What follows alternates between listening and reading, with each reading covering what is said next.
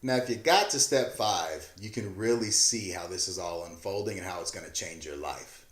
Step 5 is all about measurement and tracking. There's an old saying, what gets measured is what gets achieved. What gets measured is what gets accomplished. What gets measured is what gets managed.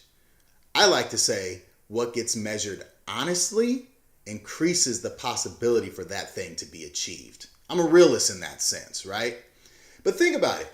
We measure kids' grades and academic aptitude to pass them on to a new grade level. We measure the oil or the mileage in our car so we know when to change the oil.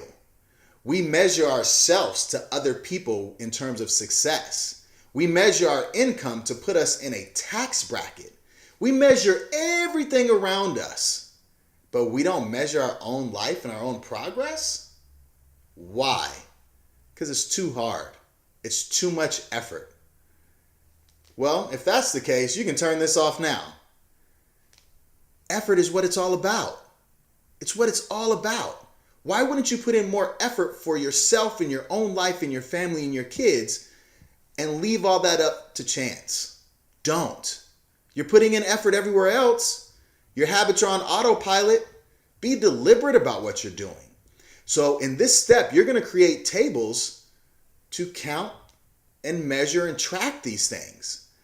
And the information, the data that's going to give you is going to allow you to make decisions, real decisions on how to move forward, what's working, what's not, what you need to change.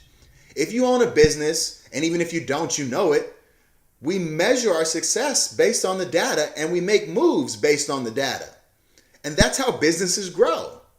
Well, it's just like anything else. I need to measure the amount of water and the type of soil I'm going to use to grow plants. And we've got to switch it up by tracking what's happening in the soil, what's happening with the plant growing. Come on, don't leave your life up to chance. We're going to measure and track what you're doing. It's going to be easier than you think, and you're going to post this in a place for everyone to see. Whoa, now I know, that scares you, right? But listen, you're assuming people are going to judge you about you measuring your life. I've already told you why it's important that you should measure your life. But what if we flip that? What if their judgment is actually a reflection of their self, that they wish they could be on top of their life as much as you are? What if they come to you and say, what's that all about? And instead of you being defensive, you be excited to share with them to help them become the best version of themselves and potentially the best parent they can be. It's possible. What's the worst that can happen? Or as my friend would like to say, what's the best that can happen? All right, let's get to measuring and tracking, and then we'll move on to step 6.